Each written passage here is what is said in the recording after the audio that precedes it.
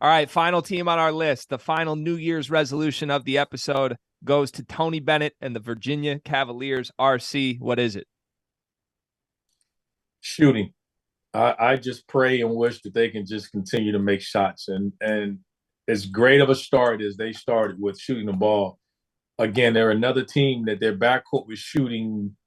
I mean, Kihei Clark and Reese Beekman were shooting mid-40s from three. And I'm like, that ain't them.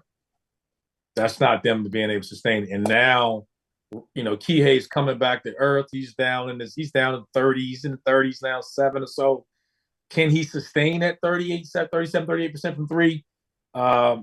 Reese Beekman's got to get healthy. Like, he's got to be healthy for them. I mean, he's their guy. He's got to be healthy.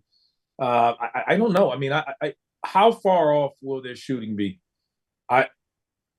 Where is the consistent shooting going to come from that team? I don't know. It's McNeely. I like Van der Plas. I think he's been good, but for him, he's not defensively that DeAndre Hunter, that Mamadi, that athletic mobile guy helped them be much better defensively, and they just don't have the consistent shooting. Like, this was a team a year ago that would go 10 minutes without making shots, and I think that's the biggest draw. That's the only real negative you can have. Losing to Houston, losing at Miami.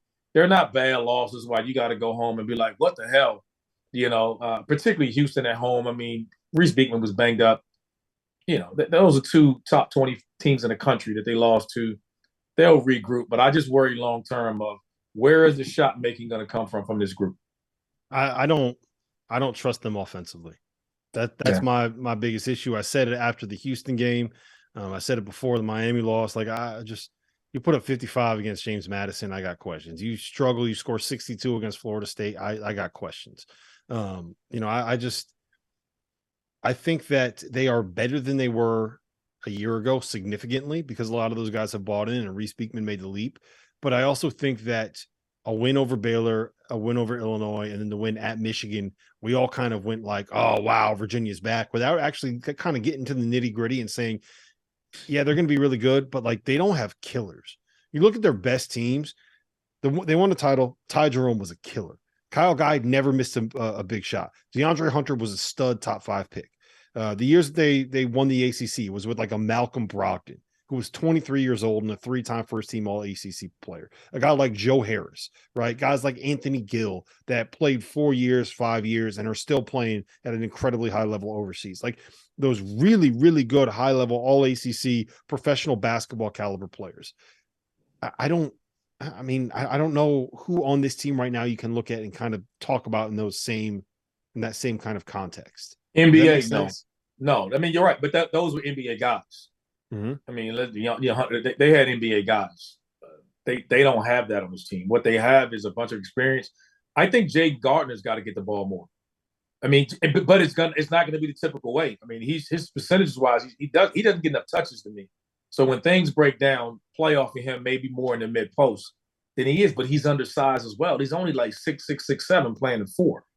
So again, they're the pace doesn't bother me. I think it bothers everyone else because you play Virginia, they're going to control tempo and pace. Like you can't speed them up because they got 2 point guards. But like you said, their inability to. I mean, like Reese Beekman shooting 43% from three. That's not who he is. It's more about him not taking bad shots, making one or two, maybe making one a game. It's probably what he's at right now. I think he got 9 on the year. Kihei is starting to dip a little bit offensively. He's a heck of a player. That's just their strength. They're going to need Van der Plas to consistently make shots, and they're going to have to get McNeely, the freshman, coming in. You know what it is? I think to put a ball in it, I think we're saying the same thing here, RC, is that they don't have that lead guy, right? Like, they don't have the superstar. They have great complementary pieces. I love Reese Beekman. I think he's going to be a guy that ends up playing 10 years in the NBA. I would probably take him as like somewhere in the 20s, right? I think he's a first round pick. I think he's a really good player that's going to play a role in the NBA for a long time, right? I love Kihei as a college player. I think he's the quintessential like college point guard, just a pass that can create stuff offensively. I think Ben Vander Plas is a good role player. I think Jaden Gardner is a little bit of a better role player, right? I like Armand Franklin as like your third option offensively.